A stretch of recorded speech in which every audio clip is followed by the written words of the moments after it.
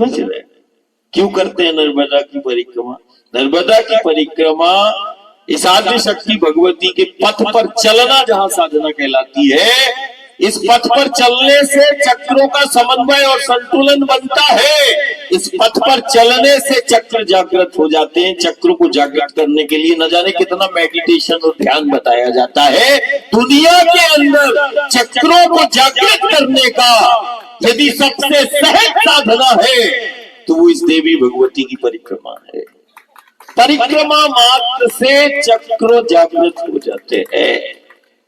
परिक्रमा मात्र से जैसे लकड़ी में छिपी अग्नि है, ऐसे तुम्हारे अंदर जो देह में छिपा वो देव है।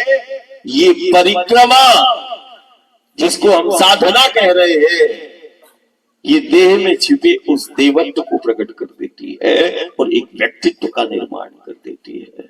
असाधारण है।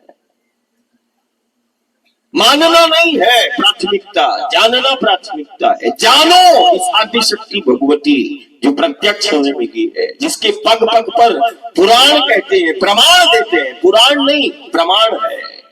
भेद नहीं, प्रकृति का भेद है जो इस पथ पर मिलता है।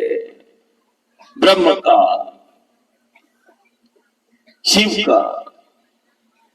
शिव तत्व के लिए न जाने कितना बड़े बड़े योगी, ध्यानी, तपस्वी शिव तत्व का बोध के लिए कितना कठोर तप करते हैं। ये तत्वमयी, ये वेद गर्भा जिसके गर्भ से वेदों का प्रगटीकरण हुआ, ये वो वेद गर्भा है जिसको गायत्री को वेद माता बोलते हैं, लेकिन मां नर्मदा को वेद गर्भा कहा गया जिसके गर्भ से वेदों का प्रगटीकरण हुआ। ये वो आदिशक्ति भगवती है जहां एक तरफ वेदों को प्रकट करती है, और वेद क्या है? वेद प्रकृति का भेद है। वेद क्या है? वेद में क्या है? वेद में संदेश नहीं है, ये ध्यान रखना। मैं तो ज्यादा पढ़ा लिखा नहीं हूं, मेरा तो पूरा ज्ञान मां ही है, इसके अलावा मैं दूसरा नहीं समझ पाता।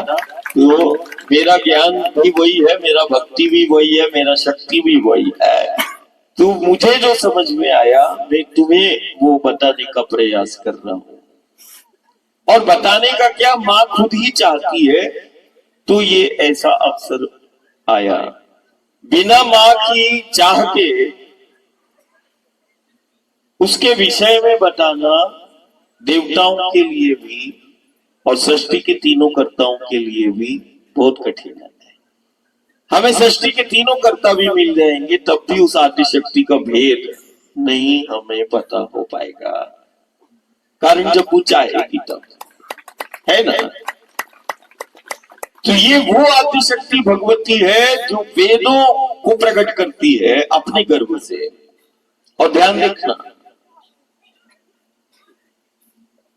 नर्मदा के तट पर असाधारण ध्यान लिंग है, शिवलिंग है। शिवलिंग मतलब प्रतीक, शिव का, शक्ति का प्रतीक है। महादेव के स्वरूप का पूजन नहीं होता है, प्रतीक का पूजन होता है शिवलिंग के रूप में। और देखना, जैसे गर्भ में वेदों से को प्रकट किया गर्भ से, वैसे ही दुनिया के इस भूमंडल के अंदर, इस ब्रह्मांड के अंदर केवल एक ऐसी भगवती है जो अपने गर्भ से शिवलिंग का निर्माण करती है। दुनिया के अंदर जो भी तुम शिवलिंग को देख रहे हो उसके मूल में यही आदिशक्ति भगवती है। जैसे हम यूं भी कह सकते कि ये शिव के चित्त की चेतना है। यदि तुम शिवलिंग का दर्शन कर रहे हो, भूमंडल में किसी भी शिवलिंग का दर्शन करो, उस शिवलिंग जैसे देह में आत्मा होती है, वैसे ही उस शिवलिंग के मूल में इसी भगवती को तुम पाओगे जिसको नर्मदा के रूप में देख रहे हैं। और ये वही आदिशक्ति है जो गर्भ में शिवलिंग का निर्माण करती है। एक नहीं, दो नहीं, हजार नहीं, लाख नहीं, करोड़ों, असंख्य शिवलिंग का निर्माण करती चली जा रही है। अभी सिलसिला जारी है। असंख्य शिवलिंग का निर्माण कर चली। ध्यान देना, गर्भ में शिवलिंग का निर्माण कर रही हूं। शिवलिंग क्या है? शिव शक्ति का प्रतीक है। इस ब्रह्मांड का प्रतीक है, शिवलिंग हमारे अस्तित्व का प्रतीक है। और जो शिवलिंग को पूजता है मतलब शिव शक्ति दोनों की आराधना उपासना हो जाती है। जिसने शिवलिंग पर ध्यान केंद्रित किया उसको शिव और शक्ति की दोनों अलग से पूजन करने की आवश्यकता नहीं। शिवलिंग में यदि आप जल अर्पित कर रहे हैं तो शिव और शक्ति ये दोनों की आराधना साधना हो जाती है।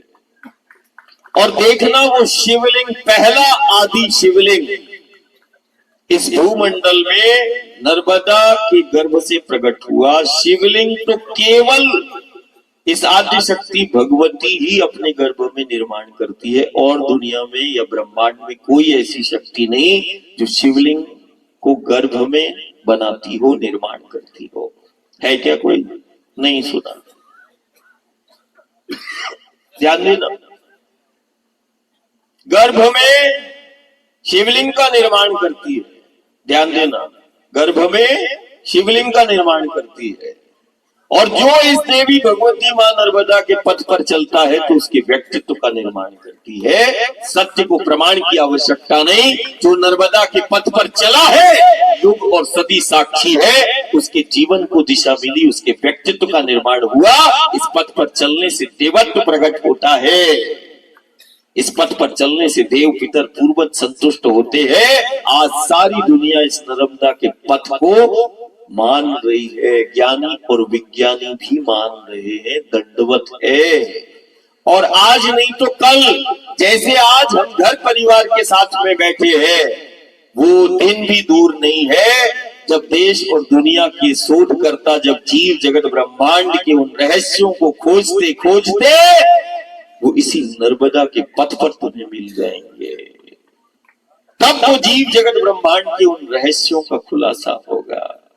जीवन में यदि ये साधना मिली है तो ये साधना का एक एक क्षण और एक एक पल तुम्हें जीना है। ये साधना जीवन में ऐसे ही प्रवेश नहीं करती जिसको हम परिक्रमा कह रहे हैं।